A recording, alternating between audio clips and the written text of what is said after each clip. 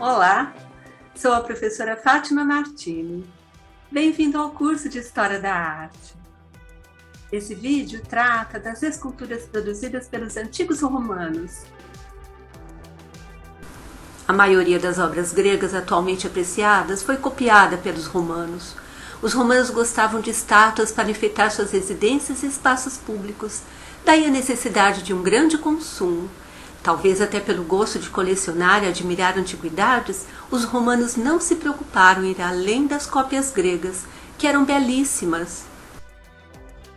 Os espaços abertos das grandiosas vilas romanas eram um cenário perfeito para a escultura idealizada e inspirada no mundo grego, e poucas alterações foram realizadas durante a enorme produção artesanal.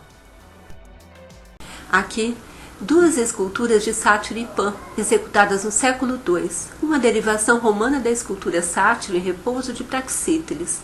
Elas foram encontradas uma de frente para a outra. Essa derivação indica que os romanos, ao copiarem as esculturas gregas, efetuavam algumas alterações nos originais.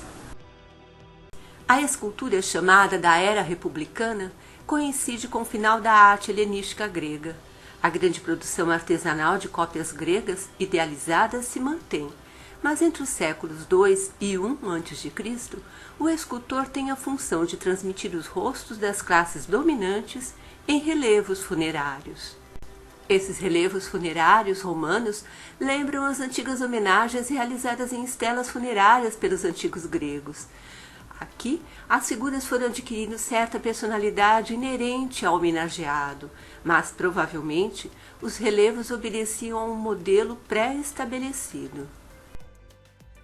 Alguns bustos de retratos republicanos de membros da aristocracia romana ainda apresentam um olhar distante e o meio sorriso das antigas esculturas gregas. Exemplo de retratos femininos da era republicana e retratos masculinos. A grande produção artesanal de cópias gregas idealizadas se mantém, inclusive quando por volta do século I a.C. inicia-se a produção de estátuas de personagens romanos com seus atributos. O olhar grego, o meio sorriso, os lábios entreabertos, o caráter impessoal, o rosto angelical, a delicada e sutil sensualidade desaparece. A escultura romana substitui os princípios clássicos da beleza grega e inclui marcas pessoais nos retratos republicanos, destacando em algumas a calvície, as rugas de expressão, marcas na face e ao redor dos olhos e boca, tornando único e particular cada retrato, em que emergem a personalidade e o caráter de cada representado. Do século I a.C., o retrato atribuído a Otávia e o retrato de Júlio César. Nos últimos anos do século I a.C., a representação se afasta dos traços mais severos usados na época republicana. No retrato de César estão presentes rugas mais sutis e um esboço de sorriso. O nascimento do Império trouxe um novo movimento de representação, os retratos dos imperadores. A necessidade de uma imagem oficial e a sua celebração aproxima a escultura do realismo e da figura da divindade do imperador. Otávio Augusto, sobrinho de César, foi responsável indireto por levar à representação nas esculturas, além da figura política, o endeusamento do líder político. Otávio Augusto conquistou o cargo de imperador e único governante romano, consolidando a passagem da República para o Império. As inúmeras estátuas e bustos com seu retrato, espalhados por todo o Império, levou à tradição da produção em massa das imagens reproduzidas em pedra dos futuros imperadores, aristocratas e políticos romanos. A escultura de Augusto Prima Porta foi baseada nas esculturas produzidas na antiga Grécia, segundo os grandes artistas Policleto, Fídias, Praxíteles e Lísipo. Mas apesar da idealização e influência grega, a escultura é romana na representação dos traços fisionômicos, identificando o imperador.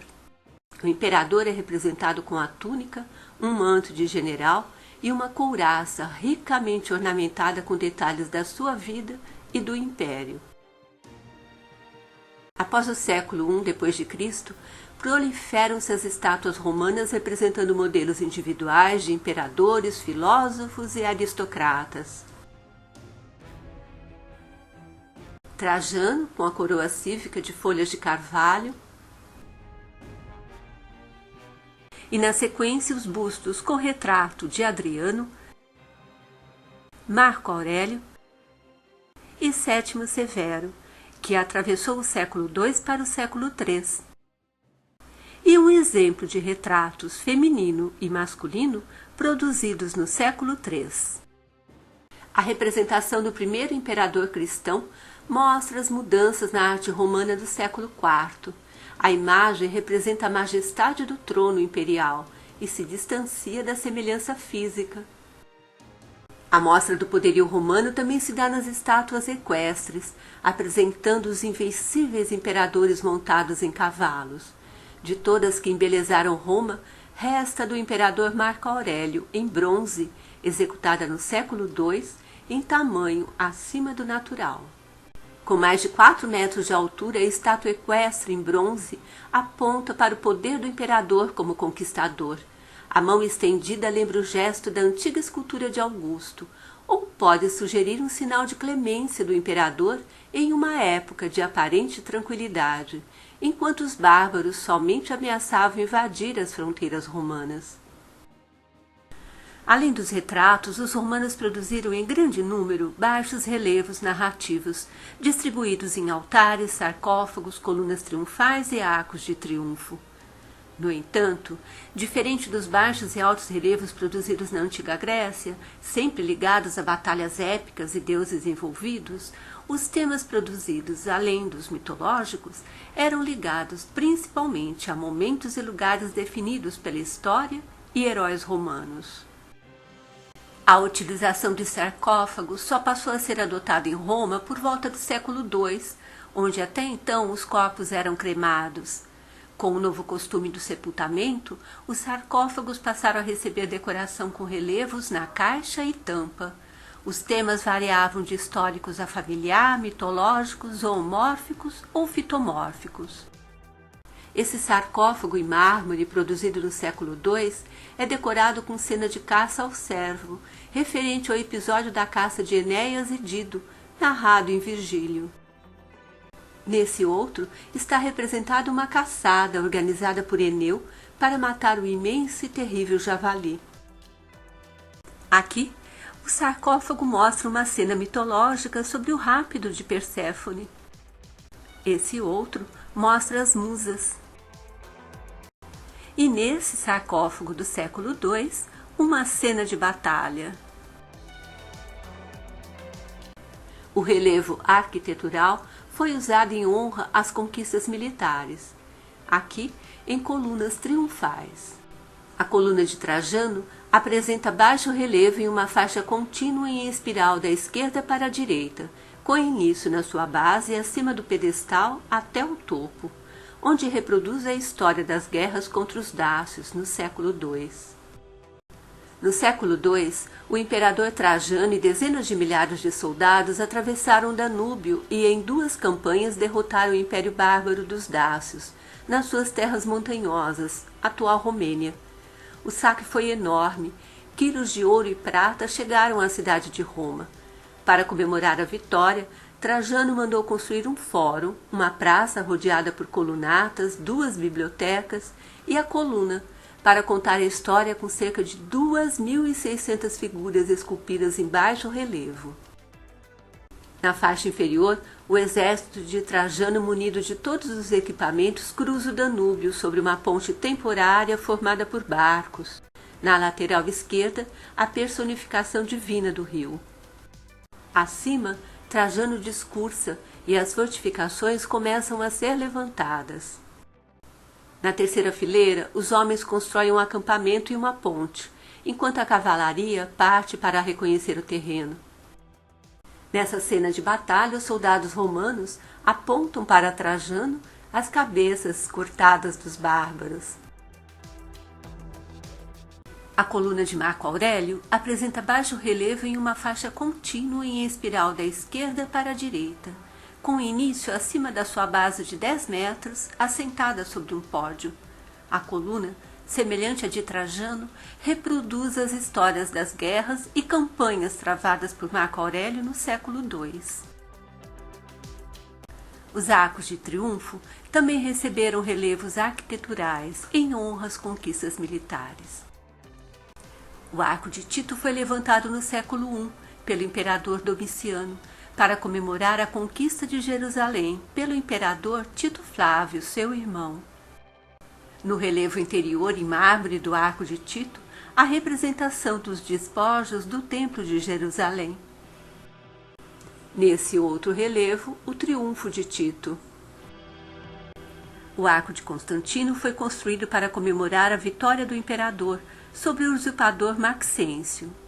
Levantado no século II, foi reconstruído no século IV. Em diferentes períodos foram inseridos relevos e esculturas da época de Trajano, relevos da era de Adriano e de Marco Aurélio. Aqui, os tondi da partida para a caça e uma cena de sacrifício a Silvano. A cabeça do imperador foi retirada. Nesse, tondi da caça ao urso e cena de sacrifício a Diana. No arco central, a representação da vitória.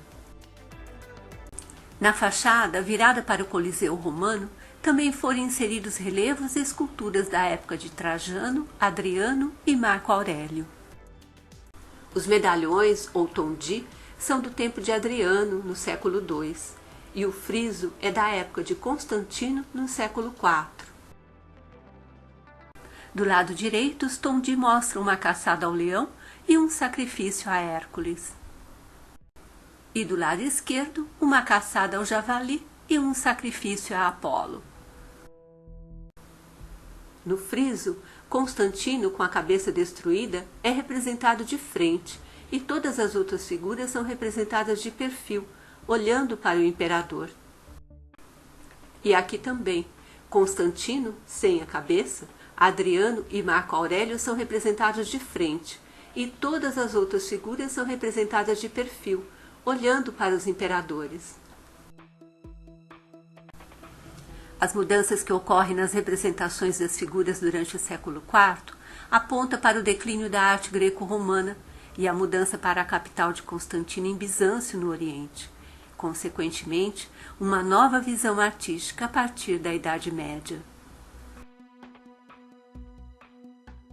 Nesse vídeo, você observou a produção de retratos repletos de personalidade e os relevos, aplicados, por exemplo, nos arcos de triunfo, um testemunho da história da antiga Roma. Espero que você tenha apreciado. Continue conosco. Um forte abraço.